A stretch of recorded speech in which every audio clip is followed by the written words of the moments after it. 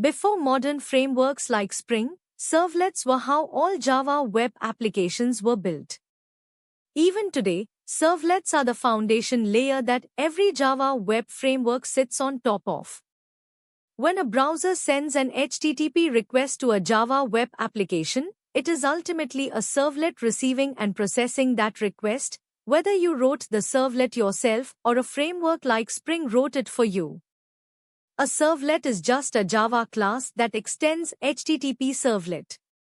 The web server, typically Apache Tomcat, acts as a servlet container. It manages the life cycle of your servlet objects and routes incoming HTTP requests to the correct servlet based on URL mappings. The life cycle has 4 phases. When the first request comes in for a servlet, the container creates one instance of it and calls init. Your setup code runs once here. For every subsequent request, the container calls service which automatically routes to doGet for GET requests and doPost for POST requests. Your business logic lives inside doGet and doPost. When the server shuts down or undeploys the application, the container calls destroy for cleanup. The HTTP servlet request object gives you everything about the incoming request, URL parameters, form data, headers, cookies, and the session. HTTP servlet response lets you write your response back, set the content type, write HTML or JSON, set headers, and set status codes. Understanding servlets makes you understand what Spring is doing behind the scenes. Spring's dispatcher servlet is itself a servlet that receives all requests and routes them to your controller methods.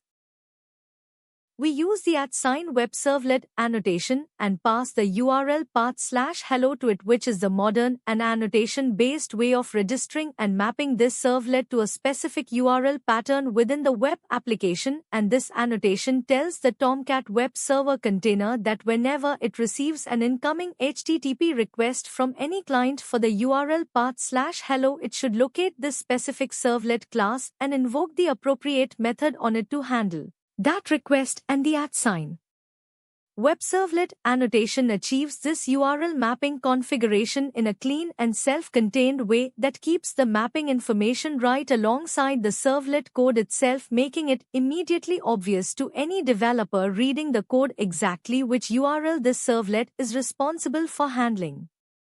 We define the init method, which is a specially recognized lifecycle method that the Tomcat servlet container automatically calls exactly once when the servlet is first loaded into memory and initialized for the very first time, and this method is the designated place to put any one-time setup or initialization logic that the servlet needs to perform before it starts handling requests such as opening database connections or loading configuration files or initializing shared resources. And in this example, we simply print a confirmation message to the console to demonstrate that the initialization phase has occurred and to show developers the order in which the servlet lifecycle methods are invoked during the startup process. We implement the doGet method, which is the method that the Tomcat container automatically calls whenever it receives an HTTP GET request that matches the URL mapping of this servlet, and inside this method we call request.getParameter and pass the string name to it, which reads the value of the name query parameter from the URL query string of the incoming GET request, and if the client did not include a name parameter in their request URL, the getParameter method returns null, and we handle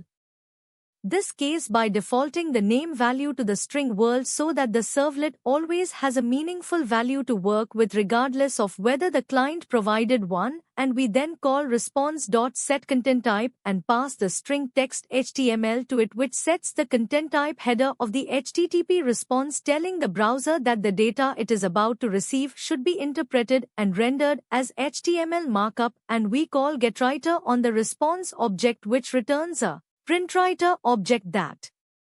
provides us with a convenient interface for writing text content directly into the HTTP response body that will be sent back to the client. we implement the doPost method, which is the method that the Tomcat container automatically calls whenever it receives an HTTP post request that matches the URL mapping of this servlet. And the fundamental and critically important difference between handling GET and POST requests is that while GET request parameters are appended to the URL as a visible query string, POST request parameters are transmitted inside the body of the HTTP request rather than in the URL, making them invisible in the browser address bar and more appropriate for transmitting sensitive data like passwords or larger amounts of form data. And we call request.get parameter inside doPost and pass the string data to it, which correctly reads the data parameter from the POST request body rather than from the URL, demonstrating that the same get parameter method works transparently for both get query string parameters and POST body parameters. We define the destroy method, which is another specially recognized lifecycle method that the Tomcat servlet container automatically calls exactly once when the web application is being shut down or undeployed from the server, and this method is a designated place to put any cleanup logic that the servlet needs to perform before it is removed from memory, such as closing database connections or releasing file handles or saving state information. And the destroy method represents the final stage of the servlet life cycle, completing the full journey from initialization through request handling to final cleanup and termination. The most significant and practically important thing to understand about the @sign web servlet annotation used in this example is that it completely replaces and eliminates the need for the old and verbose web.xml deployment descriptor file, which was the traditional and mandatory way of registering servlets and mapping them to URL patterns in older versions of the Java web specification, where every single servlet had to be declared with its class name and then separately mapped to one or more URL patterns using multiple lines of verbose XML configuration. And the annotation-based approach introduced in later versions of the servlet specification is dramatically cleaner and more readable because it collapses all that verbose XML configuration down to a single descriptive annotation placed directly on the servlet class itself, keeping all the relevant information about the servlet in one place and making the codebase significantly easier to read, understand, and maintain. While servlets are great for handling logic, writing HTML inside Java strings without .println tags was painful and error-prone. JSP solves this by inverting the approach. You write HTML as normal and embed Java code inside special tags where you need dynamic content. A JSP file looks like an HTML file at first glance. The Java paths are wrapped in special delimiters. Scriptlets let you write any Java code that will execute when the page is requested. Expressions evaluate a Java expression and print its result directly into the HTML. Directives configure the page, setting imports, error pages, and content type. The JSP container, Tomcat, handles the compilation transparently. The first time a JSP is requested, Tomcat converts it into a servlet class, compiles it, and serves the response. Subsequent requests use the cached compiled class directly, so performance is identical to a plain servlet after the first hit. However, mixing Java code directly into HTML creates maintenance problems. Your view and logic become tangled. JSTL, the JSP standard tag library, provides HTML-like tags for common operations like looping, conditionals, and formatting. Using JSTL, an expression language with $sign curly brace syntax, keeps JSPs clean and readable without raw Java code. In modern Java development, JSP has largely been replaced by template engines like Thymeleaf, which integrates cleanly with Spring Boot. But understanding JSP is essential for maintaining legacy enterprise applications which use it extensively.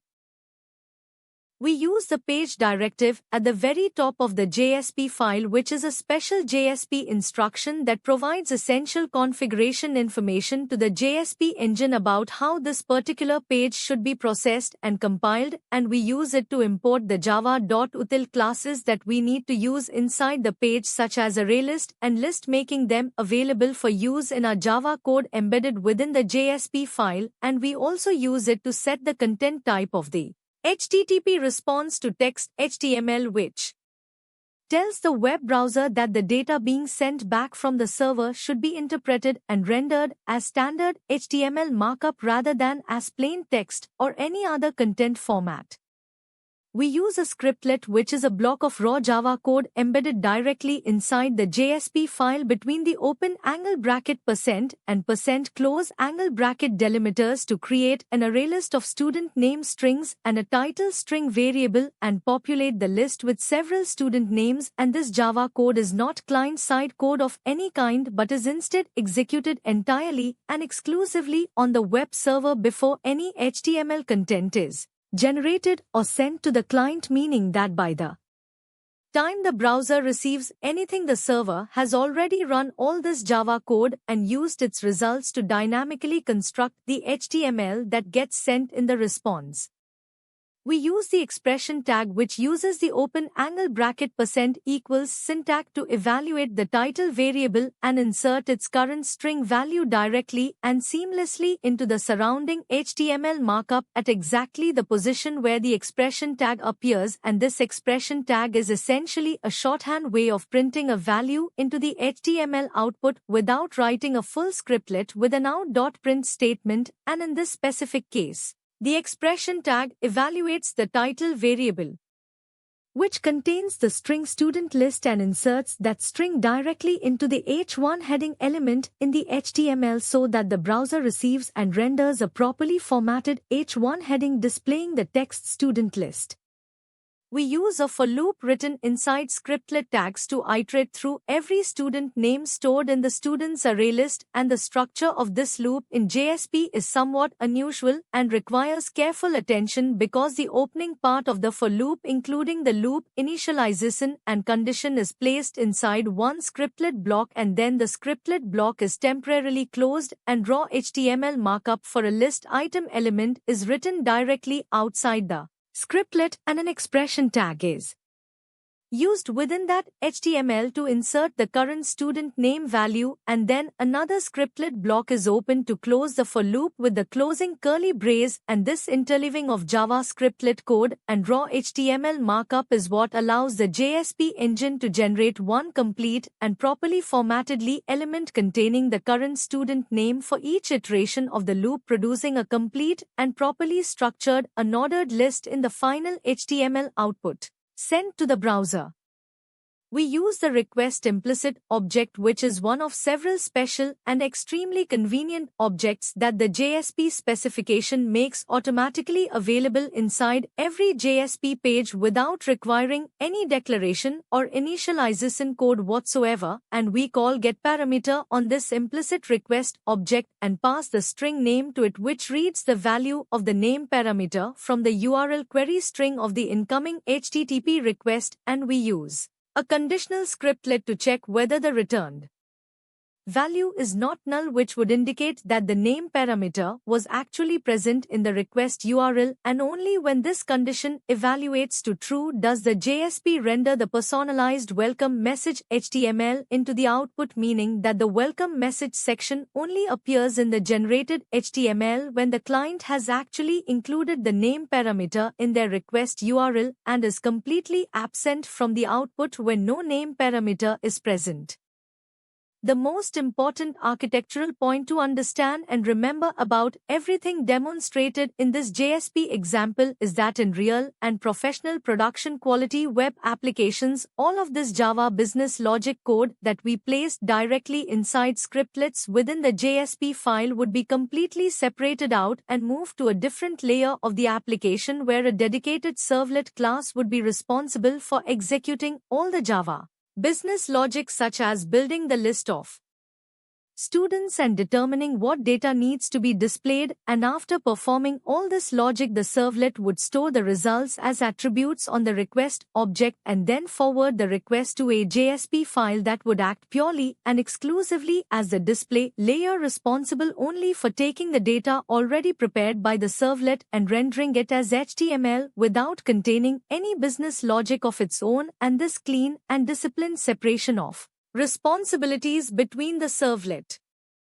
handling logic and the JSP handling display and the request attributes serving as the communication channel between them is the fundamental and defining characteristic of the model view controller pattern, which is the universally accepted best practice for structuring Java web applications.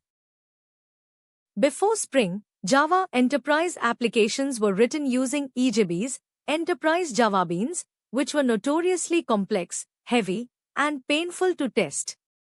Rod Johnson wrote Spring in 2002 as a lightweight alternative, and it became the dominant Java framework within a few years.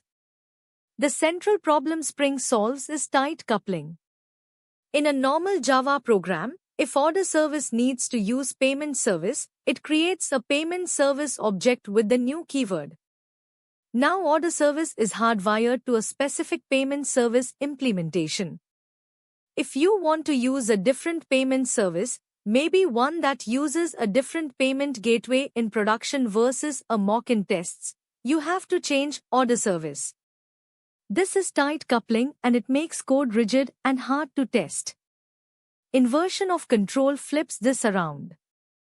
Instead of your class controlling the creation of its dependencies, you invert that control to the Spring container. You declare what you need. I need a payment service, and Spring figures out how to provide it. Dependency injection is the mechanism Spring uses to implement IOC. Spring reads your class annotations, finds all the dependencies you declared with @sign autowired, creates the required objects, called Spring Beans, and injects them into your class before you ever use it. You write your class assuming the dependencies will magically arrive, and Spring makes that happen. Constructor injection is the recommended approach. Your dependencies are declared as constructor parameters, making them required and visible. Field injection is the most concise but hides dependencies and makes testing harder. Setter injection is used for optional dependencies. We use the @sign component annotation on the email service class, which is the fundamental and most basic way of telling the Spring framework that it should take responsibility for managing this class as a Spring Bean, meaning that Spring will handle the entire life cycle of email service objects, including creating them and configuring them and making them available for injection into other beans, and we use the @sign service annotation on the order service class, which is a specialized stereotype annotation that is itself annotated with @sign component internally, meaning it carries all the same bean registration behavior as @sign component but additionally communicates important semantic information to developers and to the Spring framework that this particular class belongs to the service layer of the application architecture, which is the layer responsible for containing and executing the core business logic of the application. We declare the email service as a constructor parameter in the order service class and annotate the constructor with @sign autowired, which is the annotation that instructs the Spring dependency injection mechanism to automatically satisfy this constructor parameter by finding and providing the appropriate bean from the Spring application context, and when Spring processes this annotation, it understands the clear and unambiguous instruction that whenever it needs to create an instance of order service, it must first locate or create a fully initialized email service bean and then pass that email service bean as an argument to the order service constructor, thereby ensuring that the order service always has a properly initialized and fully functional email service available to it from the very first moment it comes into existence. We use the @sign configuration annotation on the appConfig class, which explicitly designates this class as a source of Spring Bean configuration and infrastructure setup instructions that the Spring IOC container should process during startup, and we use the @sign component scan annotation and pass the name of the package we want Spring to scan to it, which instructs the Spring container to systematically search through every class in the specified package and all its sub-packages, looking for classes annotated with @sign component or @sign service or @sign repository or @sign controller or any other Spring stereotype annotation, and automatically register each discovered annotated class as a managed bean in the application context. We create an annotation config application context object and pass the appConfig class to its constructor, which bootstraps and initializes the entire Spring IOC container using the configuration information provided by the appConfig class, and during this initialization process Spring reads the @sign component scan instruction from appConfig and performs the full package scan, discovering both the email service class and the order service class, and Spring then creates a single singleton instance of email service first, since it has no dependencies of its own, and then creates a single singleton instance of order service, and during the creation of order service Spring automatically detects the @sign autowired constructor and retrieves the previously created email service singleton from the application context and passes it as the constructor argument, thereby completing the dependency injection and producing a fully wired and ready to use order service instance that has its email service dependency properly satisfied. We call context.getBean and pass the order service class to it, which instructs the Spring application context to locate and return the managed order service singleton instance that was created and wired during the container initialization process, and because Spring has already taken care of all the dependency injection during startup, the order service instance returned by getBean already has its email service dependency fully initialized and properly injected into it, meaning it is completely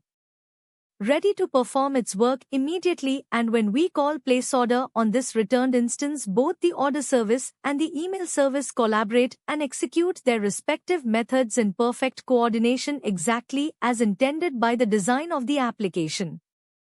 The most important and architecturally significant thing to notice and deeply understand about this entire example is that the main class never once calls the new keyword to directly instantiate either an email service object or an order service object anywhere in its code, because Spring has completely taken over the entire responsibility of deciding when and how to create these objects and how to connect them together, and this fundamental shift in responsibility, where the control over object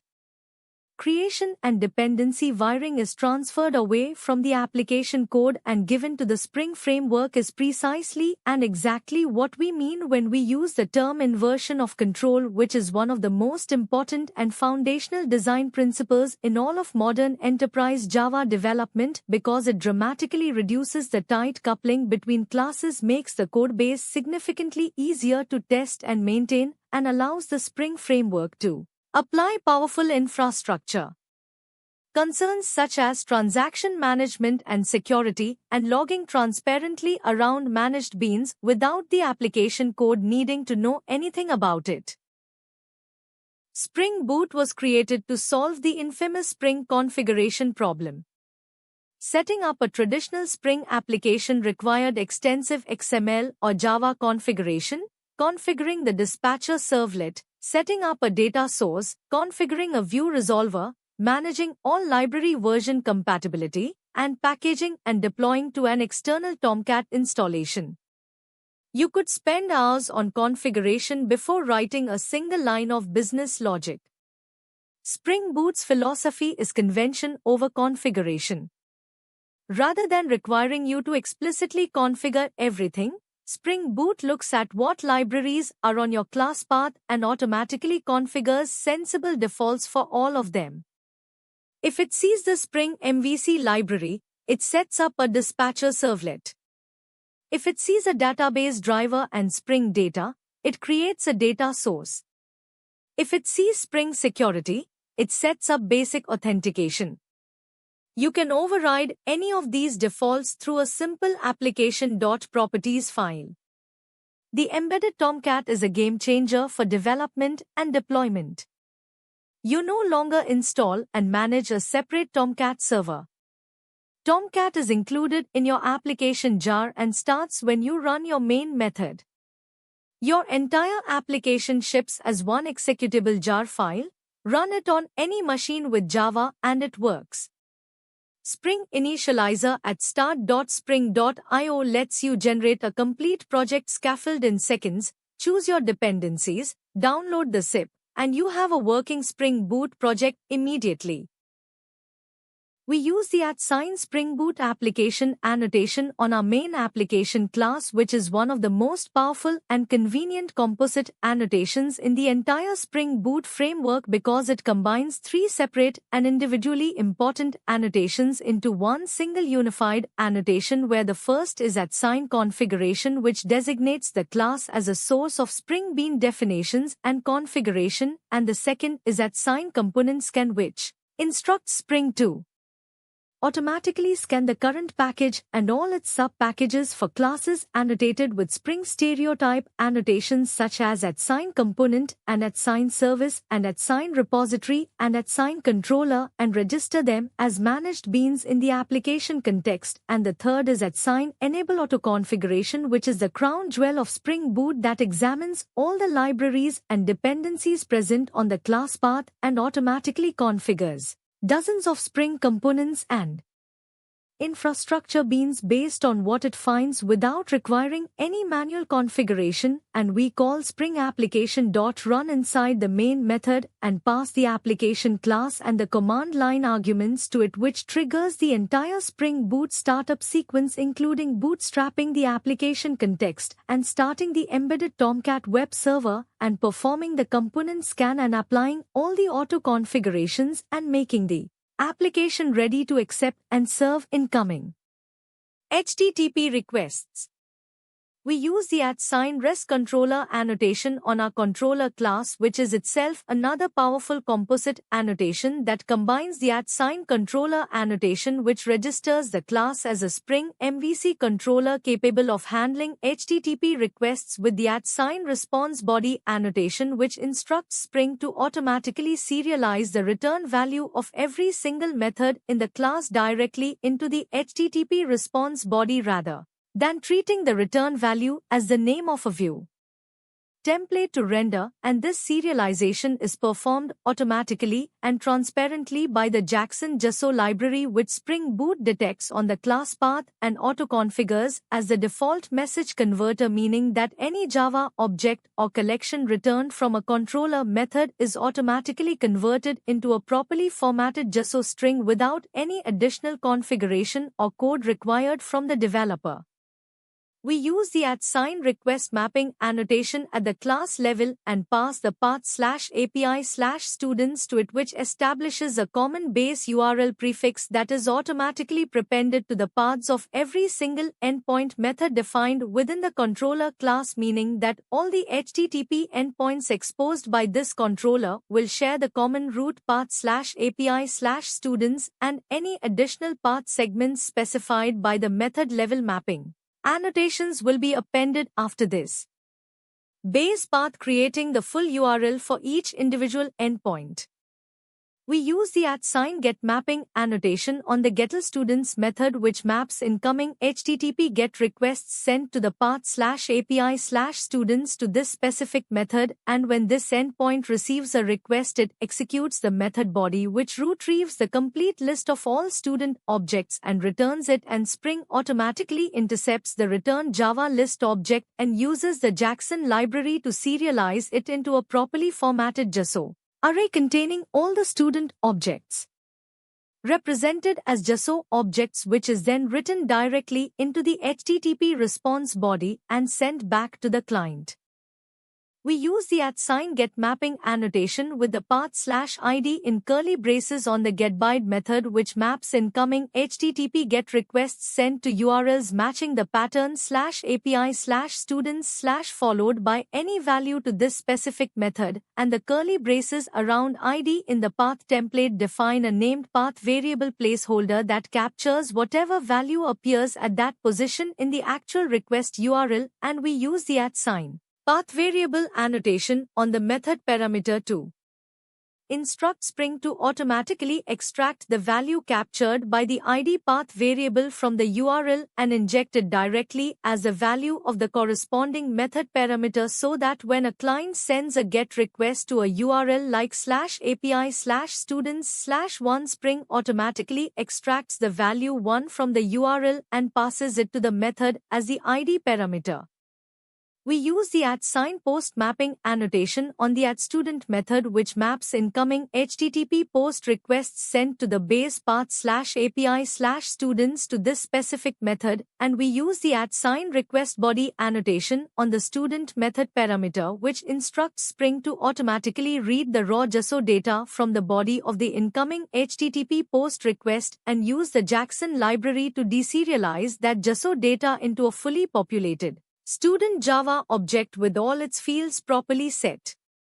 according to the values present in the JSON, and this automatic deserialization happens completely transparently without any manual parsing or field extraction code required from the developer, meaning that by the time the method body begins executing, the student parameter already contains a fully populated and ready-to-use student object reconstructed entirely from the JSON data in the request body. The most remarkable and impressive aspect of this entire Spring Boot REST controller setup is that it requires absolutely no XML configuration files of any kind and no web.xml deployment descriptor that traditionally defines servlet mappings and filter chains and other web application settings, and no manual Tomcat installation or configuration or startup scripts, because Spring Boot completely eliminates all of this traditional boilerplate infrastructure setup and the entire application, including the embedded Tomcat web server and the Spring MVC dispatcher servlet and the Jackson JSON converter, and all the URL mapping starts up and begins serving HTTP requests on port 8080 with nothing more than executing the single main method, making it extraordinarily fast and simple to get a fully functional REST API up and running from scratch. Every application stores data in relational databases using tables and rows. But Java code works with objects and classes. Converting between these two worlds manually, writing insert statements, mapping result set columns back to object fields, handling relationships, is tedious, repetitive, and error-prone. This impedance mismatch between the object world and the relational world is the fundamental problem ORM solves. Hibernate maps your Java classes to database tables using annotations. You add @entity to a class and Hibernate knows this class should be persisted. @id marks the primary key. @column customizes column names. From that point, instead of writing SQL, you work with Java objects and call Hibernate methods, session.save to insert, session.get to select by ID, session.delete to remove. Hibernate generates and executes the appropriate SQL behind the scenes. Relationship mapping is where Hibernate really shines. A student can have multiple grades, a one-to-many relationship. In the database, this requires a foreign key and a join. In Hibernate, you add @one-to-many to a list field in student, and Hibernate handles all the join logic automatically when you fetch the student. JPA, the Java Persistence API, is the standard specification that defines the ORM contract. Hibernate is the most popular JPA implementation. Spring Data JPA wraps Hibernate with an even simpler repository pattern. You define an interface extending JPA repository, and Spring generates all the common queries like find all, find by, save, and delete automatically without writing any implementation. We use the @sign entity annotation to mark the student class as a persistent entity, which tells the Hibernate object relational mapping framework that this class represents a real and meaningful concept that needs to be stored in and retrieved from a relational database, and we use the @sign table annotation to explicitly map this entity class to a specific database table called students, which tells Hibernate exactly which table in the database corresponds to this class, and we use the @sign ID annotation to designate the ID field as the primary key of the students table, which is the unique identifier that distinguishes each individual student record from every other record in the table, and we use the @sign generated value annotation with the identity strategy, which instructs Hibernate to delegate the responsibility of generating new primary key values entirely to the database itself by using the database's built-in auto-increment feature, meaning that every time a new student record is inserted into the table, the database automatically assigns the next available integer value as the primary key, and Hibernate immediately reads that newly generated value back from the database after the insertion completes and populates the ID field of the corresponding Java object with it. We include a no-argument constructor in the student class, which might seem unnecessary or redundant from a pure Java programming perspective, but is actually an absolute and non-negotiable requirement imposed by the JPA specification and respected by Hibernate, because when Hibernate loads existing student records from the database, it needs to create fresh and empty student object instances first before it can populate their fields with the data retrieved from the database, and it does this by calling the no-argument constructor through Java reflection, and if this constructor is missing, Hibernate will throw an exception at runtime, making it completely unable to reconstruct student objects from database records. We create a session factory object once during application startup by building it from the Hibernate configuration, which is an intentionally expensive and time-consuming operation that involves reading and parsing configuration files, establishing connection pool infrastructure, mapping all the entity classes, and performing numerous other initialization tasks. And because of this high creation cost, the session factory is always designed and intended to be created exactly once and shared across the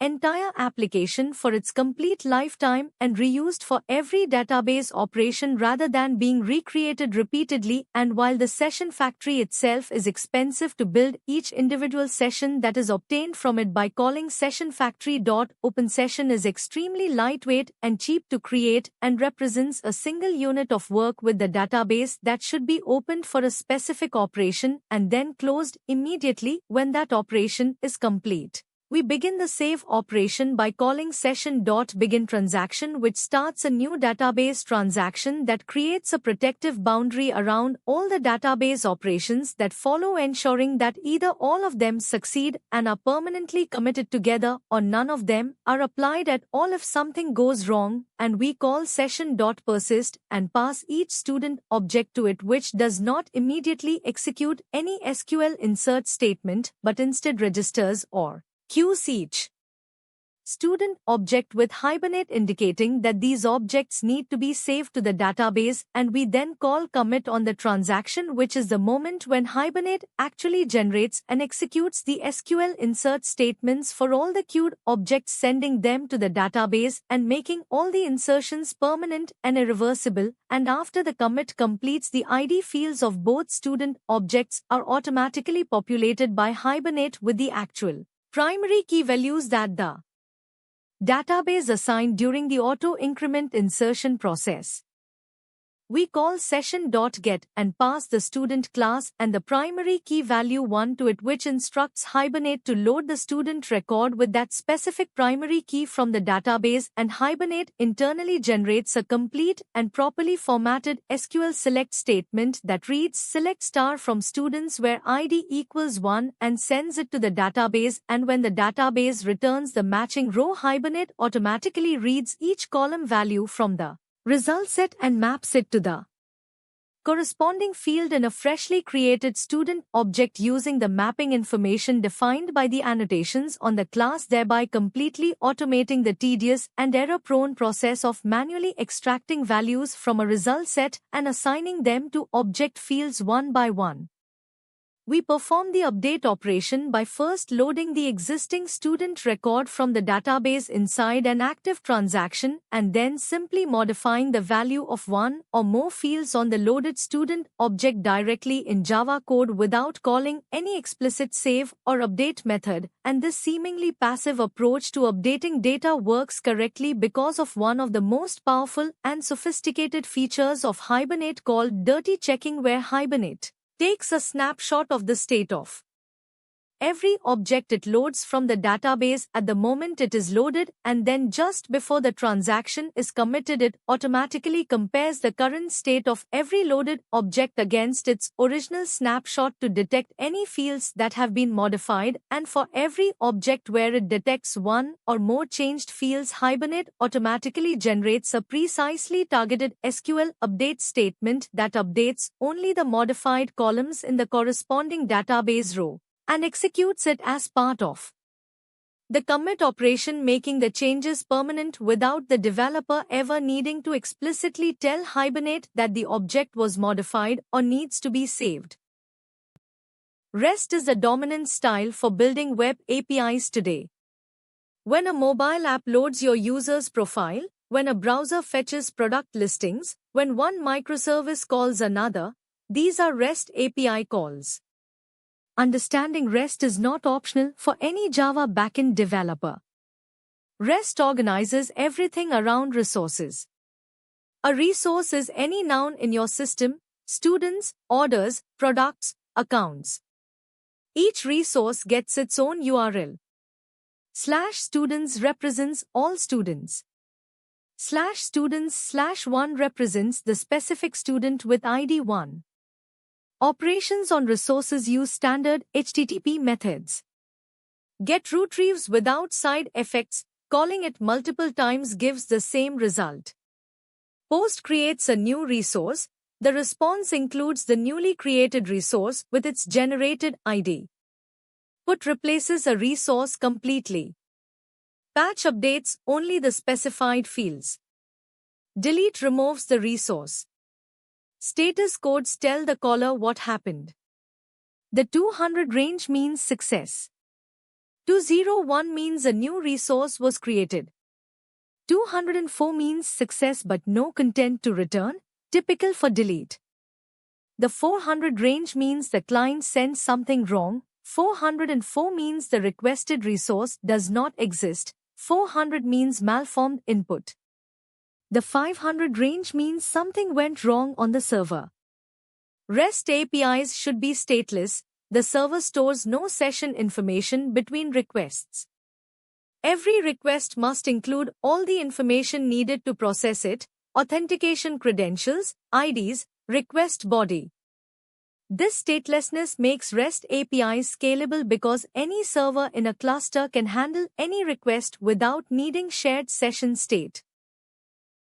We use the response entity class as the return type for all our controller methods, which gives us complete and granular control over every aspect of the HTTP response that gets sent back to the client, including both the response body, which contains the actual data payload, and the HTTP status code, which communicates the outcome of the operation to the client. And response entity.OK is a convenient and expressive factory method that wraps any object inside a response entity with a 200 OK status code, which is the standard status code indicating that the request was processed successfully and the requested data is being returned in the response body. And response entity.status with the created constant sets a 201 created status code, which is the semantically correct and restfully appropriate status code to return when a new resource has been successfully created on the server as a result of the client's request. We implement the getAll method, which retrieves and returns the complete collection of all student records currently stored in the in-memory map and wraps the entire collection inside a response entity.ok, which sends it back to the client as a properly formatted JSON array with a 200 OK status code confirming that the retrieval operation completed successfully and that the response body contains all the available student data that the client requested. We implement the getByte method, which first checks whether the requested student identifier actually exists as a key in the student map, and if the lookup finds no entry corresponding to the provided ID, it immediately returns response-entity.notfound.build, which produces a properly formatted HTTP response with a 404 not found status code and deliberately no response body at all, because when a resource does not exist, there is no meaningful data to return, and the status code alone communicates everything the client needs to know. And if the lookup does find an existing entry corresponding to the provided ID, the method returns a response entity.ok wrapping the found student object, which sends the student data back as a JSON object with a 200 OK status code confirming successful retrieval. We implement the create method, which uses the @request body annotation on its student parameter to instruct Spring to automatically read the raw JSON data from the incoming HTTP request body and deserialize it into a fully populated student object. And once the student object has been successfully deserialized from the request body, the method programmatically assigns a newly generated unique identifier to it and stores it in the in-memory student map under that new identifier, and then returns a response entity.status with created wrapping the newly saved student object, which sends the complete student data including its newly assigned identifier back to the client with a 201 created status code confirming that the new resource was successfully created and stored on the server. We implement the update method, which attempts to replace an existing student record with the new student data provided in the request body, and before performing any update operation, the method first checks whether a student record with the specified identifier actually exists in the map, and if no such record is found, it immediately returns a 404 not found response because it is impossible and semantically incorrect to update a resource that does not exist. And if the record is found, the method replaces the existing entry in the map with the new student data from the request body and returns a response entity.ok wrapping the updated student object with a 200 OK status code confirming that the update operation completed successfully and that the response body contains the full updated state of the student resource. We implement the delete method, which calls db.remove and passes the requested student identifier to it, which atomically removes the entry from the student map and returns the value that was stored under that key, or returns null if no entry with that key existed in the map. And we use this return value as our existence check, because if db.remove returns null, it definitively proves that no student with the requested identifier existed in the map at the time of the delete operation, and in that case we return a 404 not found response. And if db.remove returns a non-null value, it confirms that the student record existed and was successfully removed from the map, and in that case we return a response entity with a 204 number content status code and no response body, which is the semantically correct and widely accepted REST convention for a successful delete operation, because after a resource has been deleted it no longer exists on the server and therefore there is nothing meaningful to return in the response body, making the empty 204 number content response the most accurate and appropriate way to communicate successful deletion to the client. Traditional enterprise applications are monoliths, one large application where all modules are tightly bundled together and deployed as one unit. Monoliths are simple to develop initially but create serious problems as the application grows. Every deployment requires rebuilding and redeploying the entire application, even a one-line change. Scaling means scaling everything even if only the order processing is under load. A bug in the notification module can crash the entire application. Different teams working on different modules step on each other's code. Microservices break the monolith into small, focused services. Each service owns one business capability. The user service manages users, the order service manages orders, the payment service handles payments. Each service has its own code base, its own database, its own deployment pipeline, and its own scaling configuration. They communicate through well-defined APIs, typically REST for synchronous calls and message queues like Kafka or RabbitMQ for asynchronous events. The benefits are powerful. Teams can work on different services independently without coordination. You can deploy the payment service 5 times a day without touching the user service. If the notification service crashes, orders and payments continue working. You scale only the services experiencing load. The API gateway is the single entry point for all external clients. Rather than clients knowing the addresses of every individual service, they call the gateway, which routes requests appropriately, handles authentication, rate limiting, and load balancing. The trade-offs are real. Distributed systems are much harder to debug, test, and monitor than monoliths. Network calls between services can fail. Data consistency across services is complex. Microservices are the right choice for large teams and applications at scale, not for every project.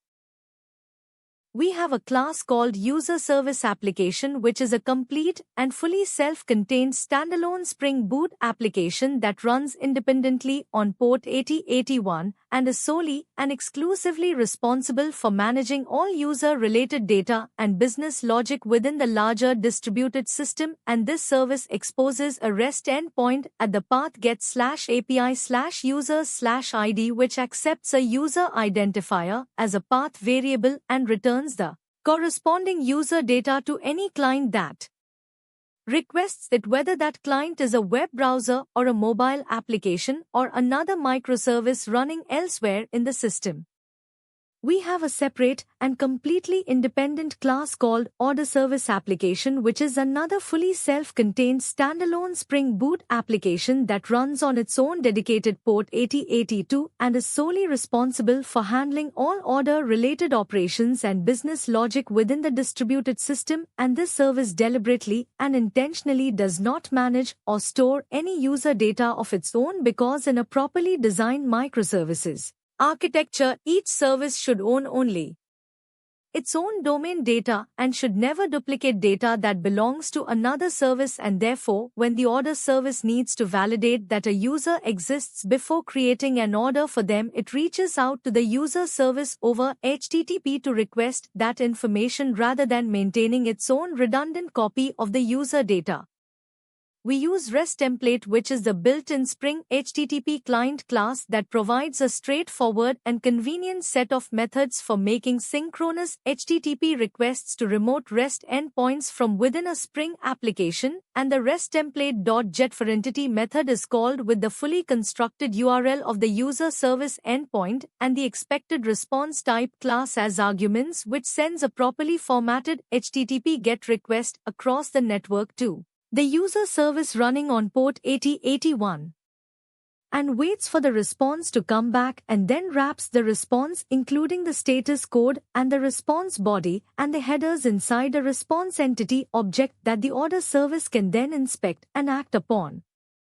We implement the response handling logic by checking the HTTP status code returned inside the response entity, and if the user service responds with any status code in the 2xx success range, it indicates that the requested user was found and exists in the user service database, and the order service proceeds with confidence to create and confirm the order for that validated user, and if the user service instead responds with a 404 not found status code, it indicates that no user with the requested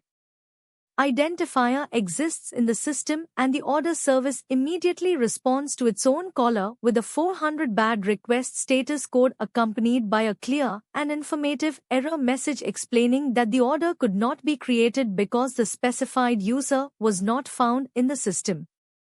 in a real production environment, several important improvements and enhancements are made to this basic microservices communication setup, where the first and most significant improvement is replacing the synchronous and blocking REST template HTTP client with the modern and non-blocking web client, which is the reactive HTTP client introduced in Spring Web Flux that can handle a much larger number of concurrent requests using significantly fewer system threads, because it never blocks a thread while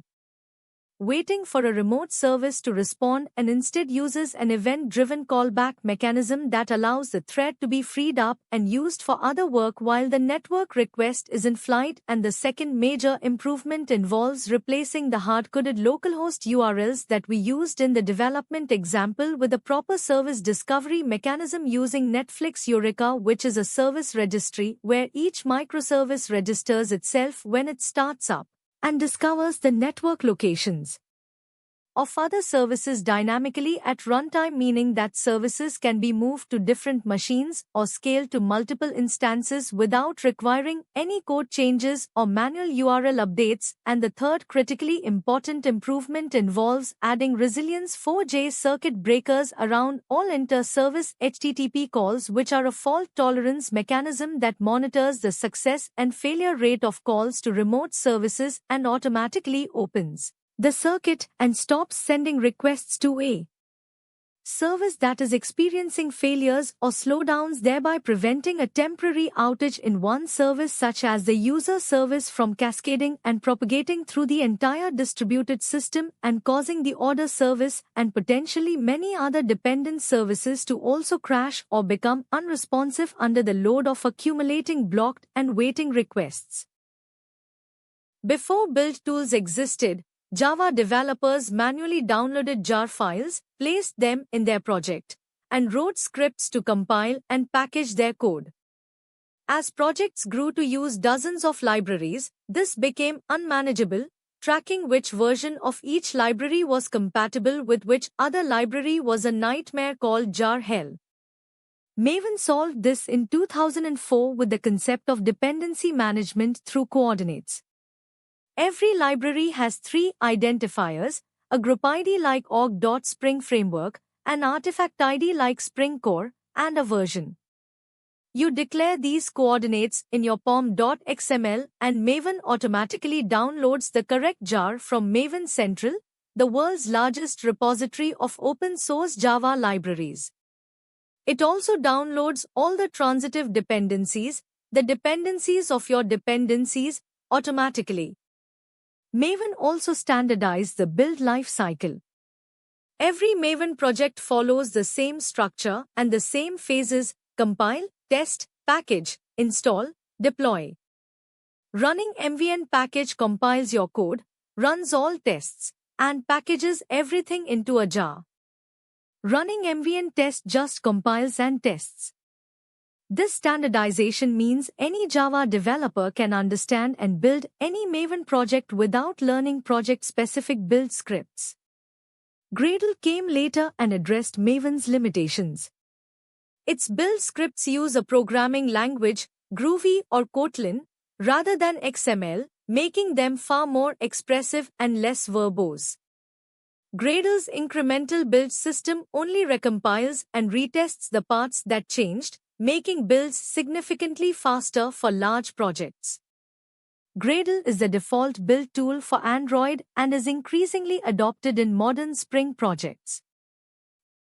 The Maven pom.xml file begins by declaring the three fundamental project coordinates, which are the group ID that identifies the organization or group that owns the project, typically written in reverse domain name notation such as com.example, and the artifact ID that uniquely identifies the specific project or module within that group, and the version that specifies the current release or development version of the project, and together these three coordinates form a globally unique identifier for the project that distinguishes it from every other project in the entire Maven ecosystem, and the parent declaration that follows is equally important because it establishes an inheritance relationship with the Spring Boot parent POM, which is a specially crafted parent project maintained by the Spring team that contains pre-configured and carefully tested compatible version numbers for every single Spring-related library and dependency. Meaning that when you inherit from the Spring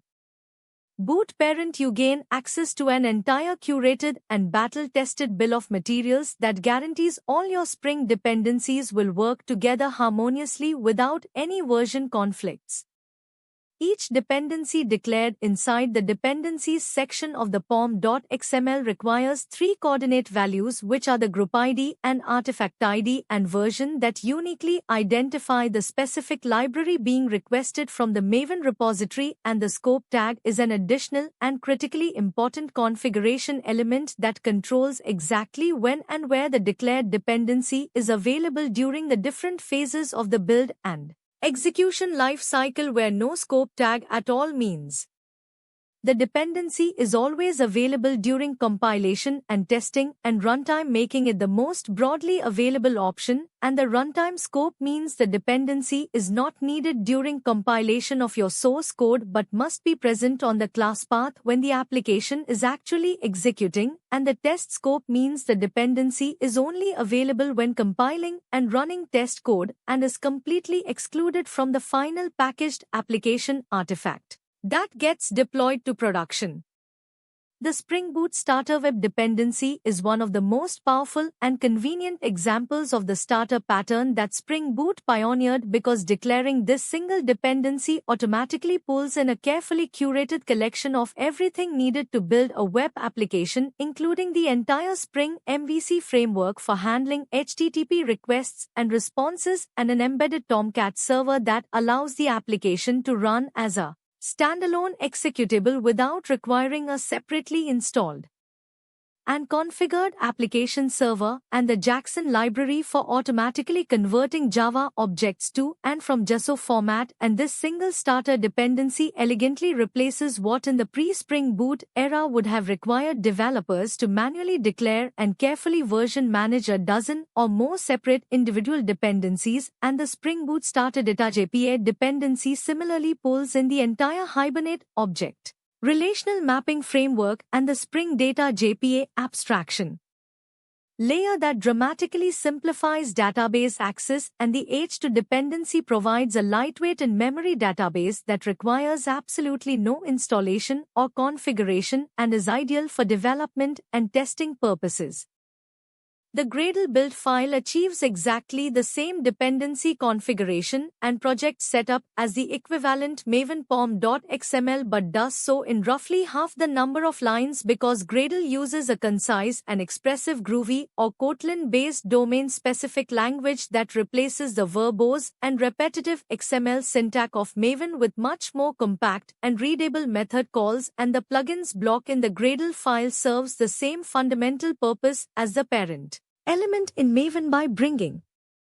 in the Spring Boot plugin and the dependency management plugin that together provide access to the same curated bill of materials and compatible version definitions that the Spring Boot parent POM provides in the Maven world, and the dependencies block uses specifically named method calls such as implementation and runtime only and test implementation that correspond directly and precisely to the compile and runtime and test scope values used in Maven, providing the same granular control over dependency availability with a much cleaner and more expressive syntax. Both the Maven POM.xml and the Gradle build file declare exactly the same set of dependencies and achieve exactly the same result in terms of what libraries are available to the application at each stage of its life cycle, and when Maven downloads a dependency for the first time, it stores the downloaded jar file and its associated metadata in a local cache directory located at the .m2/repository folder inside the current user's home directory. And when Gradle downloads a dependency for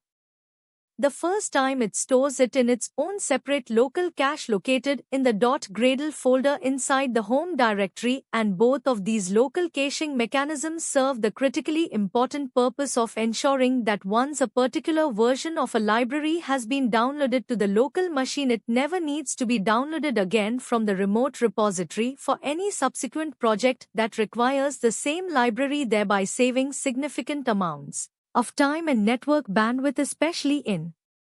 environments where the same libraries are used across many different projects simultaneously. Every production Java application needs logging. System.out.println is acceptable for learning but completely inadequate for real software. It has no timestamps, no log levels, no filtering, no ability to write to files or log aggregation systems, and it is not thread-safe in concurrent applications. SLF4J is the standard logging API for Java. The key insight is that SLF4J is just an interface, a facade.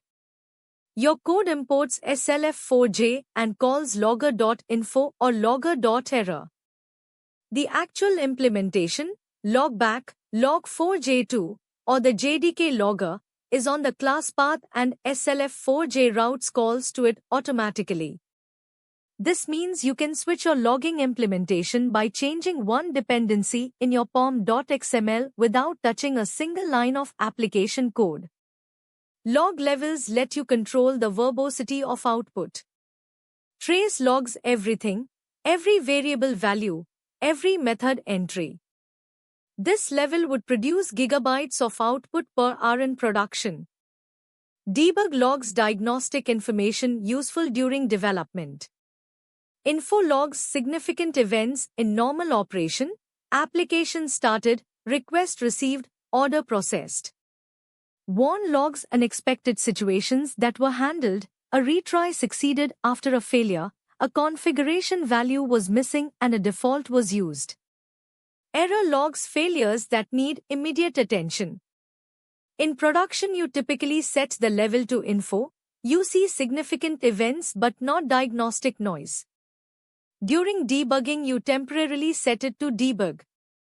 You never run production at trace level unless diagnosing a specific critical issue. The SLF4J parameterized logging syntax, logger.info open parenthesis, user, logged in, user ID close parenthesis, is important for performance. The curly brace placeholder only formats the string if the log message will actually be output. If info level is off, the string is never built, saving CPU and memory. We call loggerFactory.getLogger and pass the current class as a parameter to it, which creates and returns a logger instance that is permanently and specifically associated with that particular class, and this association is critically important because every single log message produced by this logger will automatically include the fully qualified name of the class that produced it, making it straightforward and effortless for developers and system administrators to trace any log message back to the exact class and location in the codebase where it originated, and we declare this logger as both static and final, which means it is a single shared instance that belongs to the class itself rather than to any particular object instance of the class, and it is created exactly once when the class is first loaded by the Java virtual machine and then reused for every subsequent logging operation throughout the entire lifetime of the application without ever needing to be recreated or reinitialized. We call logger.debug to log a message at the debug level, which is the lowest and most verbose level in the logging hierarchy, and messages logged at the debug level are specifically intended to provide detailed and fine-grained diagnostic information that is extremely valuable and helpful to developers while they are actively writing and debugging code in a development environment, but would be far too noisy and overwhelming and potentially expose too much internal detail if they were allowed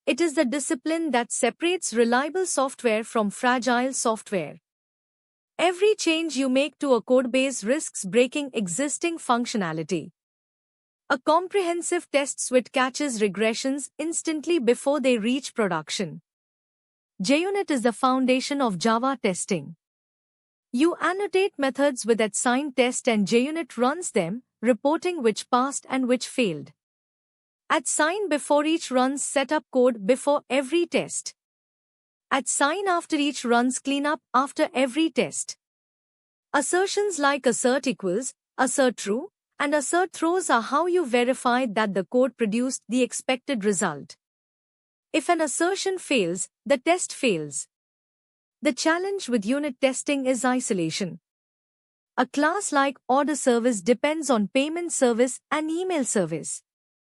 To test order service logic, you do not want to actually call a payment gateway or send real emails. That would be slow, unreliable, and have real side effects.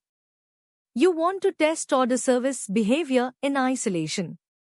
Mockito solves this by creating mock objects, fake implementations of your dependencies that you control completely. You tell the mock, when process payment is called with these arguments, return this value. Then you test order service as if it had a real payment service, but the fake one just returns your configured values instantly without any network call. @sign mock creates a mock object. @sign inject mocks creates the class under test and injects all @sign mock fields into it. Mockito.when with then return configures what the mock returns for specific inputs. Mockito.verify checks that a specific method was called a specific number of times, proving your class interacted with its dependencies as expected. We use the @sign extend with annotation and pass Mockito extension.class to it, which enables the full suite of Mockito annotations for the entire test class and instructs the JUnit testing framework to activate the Mockito extension that will automatically process and handle all the Mockito specific annotations present in the class, and we use the @sign mock annotation to declare to mock objects which are a fake payment service and a fake email service, and these mock objects are not real implementations of those services in any way whatsoever but are instead automatically generated imposters created entirely by the Mockito framework that have no actual business logic or real functionality inside them and exist solely to simulate the behavior of real dependencies in a completely controlled and predictable manner during testing. We use the @sign inject mocks annotation to declare an order service object which instructs Mockito to automatically create a real instance of order service and then intelligently inject the two previously created mock objects into it through the constructor so that the order service instance believes it has been given fully functional and real implementations of payment service and email service when in reality it has been given carefully crafted imposters that the test controls completely, and this deception is the entire foundation of the mocking approach to unit testing because it allows us to test the order service in complete isolation from all its real dependencies. We implement the first test method called placeOrder_success, which tests the happy path scenario where everything goes according to plan, and we begin by calling Mockito.when and configuring the payment service mock so that specifically when the process payment method is called with the arguments user ID 1 and amount 100, it will return the Boolean value true, simulating a successful payment, and we then call placeOrder on the order service with those same arguments and capture the returned result. And we call assert equals to verify that the returned result is exactly the string success, confirming that the order service correctly interpreted the successful payment response, and we then call verify on the payment service mock to confirm that the process payment method was called exactly once with precisely those arguments, proving that the order service actually invoked the payment processing logic, and we call verify on the email service mock to confirm that the send email method was also called exactly once using any string as the argument matcher, because in this particular test we want to confirm that an email was sent without caring about the exact content of the email message itself. We implement the second test method called payment fails, which tests the specific code path where the payment processing fails and returns a negative result, and we configure the payment service mock to return the Boolean value false when process payment is called, which simulates a declined or failed payment, and we then call place order and verify that the returned result is exactly the string payment_failed, confirming that the order service correctly detected the payment failure and returned the appropriate failure response, and we then call verify on the email service mock using the never modifier, which confirms that the send email method was never called at any point during the execution of place order, and this verification is critically important because it proves that the order service correctly implements the business rule that confirmation emails should never be sent to customers when their payment has failed, thereby testing a very specific and important conditional code path within the order service logic. We implement the third test method called invalid amount, which tests the input validation behavior of the order service when it receives a negative amount value that should never be accepted as a valid payment amount, and we use assert throws and pass illegal argument exception class to it along with a lambda that calls place order with a negative amount value, which verifies that the order service correctly detects the invalid input and throws an illegal argument exception as expected rather than attempting to process an obviously invalid payment, and we then call verify no interactions and pass both the payment service mock and the email service mock to it, which provides the definitive and conclusive proof that neither the process payment method nor the send email method was called at any point during the execution, because the input validation logic correctly caught the invalid amount and threw an exception before the execution flow ever reached the point where it would have interacted with either of those two services. The most remarkable and impressive aspect of this entire test suite is that we have three completely different test methods, each one thoroughly testing a distinct and important scenario and code path within the order service, and all three of these tests execute and complete in just a few milliseconds, with absolutely no network calls being made and no database connections being opened and no real payment gateway being contacted and no real email server being reached, because every single external dependency has been replaced with a lightweight and perfectly controllable Mockito mock object that responds exactly as we instruct it to respond, making the entire test suite extraordinarily fast and reliable and completely independent of any external infrastructure or third-party services. I hope this explanation helped you clearly understand the enterprise and frameworks and its core components in a structured and easy way. Continue learning, keep practicing, and stay consistent with your preparation. More detailed concepts are coming next.